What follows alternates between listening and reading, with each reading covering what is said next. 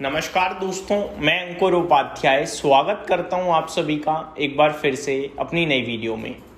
दोस्तों, इस वीडियो में आप सभी के साथ 3 स्टॉक्स के बारे में बात करने जा रहा हूं जो कि बड़े ही तेज़ी से भागे थे रिसेंट डेज में, लेकिन अभी करेक्शन भी बहुत तेज़ी से ही हुई है।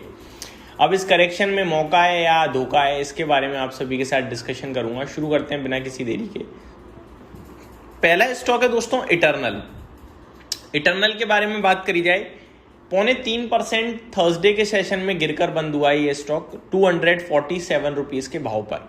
कुछ समय पहले ये स्टॉक 330 रुपये से नीचे बात ही नहीं करता था, बट फिर इसमें करेक्शन शुरू हुई और अभी मार्केट की करेक्शन में थोड़ा डीप करेक्शन शुरू हुई।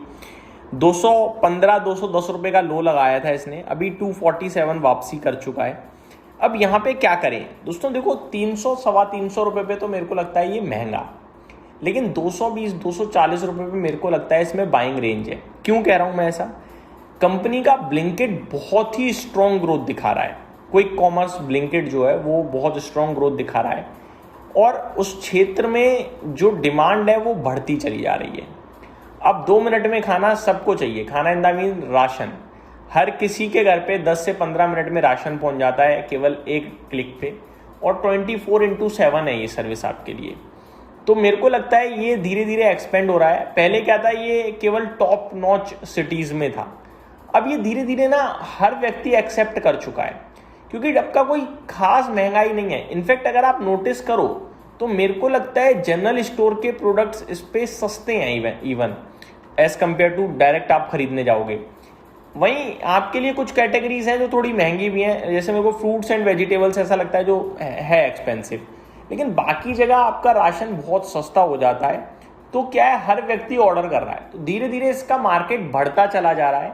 चाहे आप top tier 1, tyre 2, tyre 3 cities की भी बात करो, जहाँ जहाँ इनकी रीच पहुँच रही है वहाँ वहाँ ऑर्डर्स बज रहे हैं। तो है दम कंपनी में। बात करें अर्निंग्स की तो वो दिखती है, वैल्यूएशंस की बात करें वो डिस्कम्फर्ट है, लेकिन अर्निंग ग्रोथ इतनी सुपर्ब है कि वैल्यूएशन आप दे पाओगे।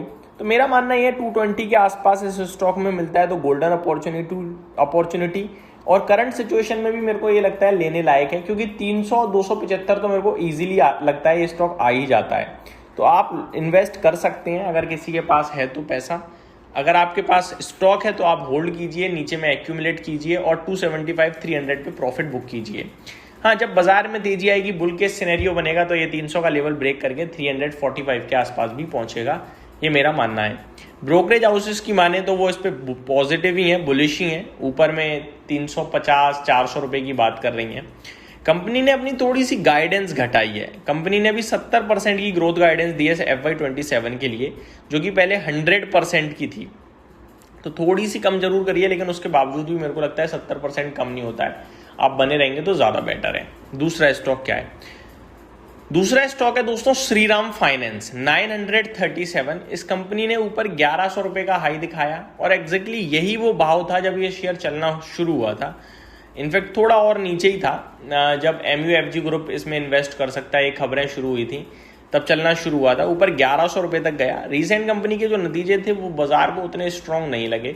ऊपर से जो गाइडेंस है, कंपनी ने AUM की गाइडेंस पहले 18% की दी थी, अब घटाकर 15% कर दी। तो ये मार्केट को बिल्कुल पसंद नहीं आया, जिसके बाद शेयर में करेक्शन हुई है काफ़ी शार्प, 937 आ गया है। लेकिन मेरा मानना यह है कि ये जो करेक्शन हो गई है ना, अब ये आपके लिए अब है मौका, क्योंकि 937 रुपये के ज़्यादा नीचे मैं देख नहीं पा रहा हूँ इस स्टॉक को। यहाँ से अगर आप लेते हो, एक्यूमुलेट करते हो और होल्ड करते हो तो ईजिली 1040-1050 आपको मिल जाएगा, जो कि मेरे हिसाब से बहुत अच्छा भाव है आपके लिए। इन्वेस्टमेंट पर्पज से अगर आप देखें तो बढ़िया पैसा बनने के चांसेस पूरे लगते हैं मुझे। 937 पे आप अगर निवेश करते हैं तो 1030-1040 ईजिली अचीवेबल लेवल्स हैं मेरे हिसाब से।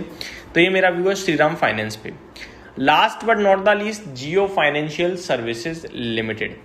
जियो फाइनेंस की बात करी जाए तो नंबर्स उतने अच्छे नहीं आ पा रहे हैं, लेकिन एक समय पे जब ये शेयर आया था तो 8000 का PE था, फिर 3000 का था, फिर 1600 का, आज की डेट में 100 का PE हो चुका है।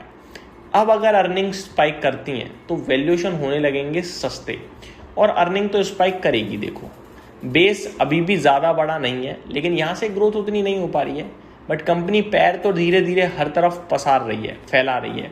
तो मेरा मानना यह है 246 रुपीज़ का जो भाव है इस स्टॉक का, यहाँ से लेकर 200 रुपये तक एक्यूमुलेशन करना है हर 20 रुपये पे। जैसे यहाँ से 226 पे, फिर 206 पे, ये 2 एक्यूमुलेशन के भाव हैं। अगर मिल गया तो ठीक, वरना नहीं। यहाँ पे आप 50% डाल सकते हो, 25 2 बार नीचे के लिए बचा लो। और मेरा मानना ये है कि ये स्टॉक ऊपर में आपको ईजिली 295, 320, और अगर आप थोड़ा समय देते हो तो 400 रुपये भी दिखाएगा। लेकिन थोड़ा समय यानी 24 महीने के करीब, 2 साल मान के चलिए।